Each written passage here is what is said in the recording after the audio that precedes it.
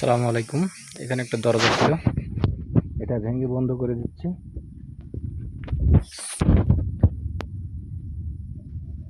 তো আজকের কাজ এই পর্যন্তই, যে দুই পিলারের সাইড এই গাঁথনি, এই ওয়ালে যা হাফ ছিল, তো মোটামুটি আলহামদুলিল্লাহ লিংটন পর্যন্ত কাজ প্রায় কমপ্লিট। এই ওয়ালটা উঠলেই আলহামদুলিল্লাহ কমপ্লিট হয়ে যাবে।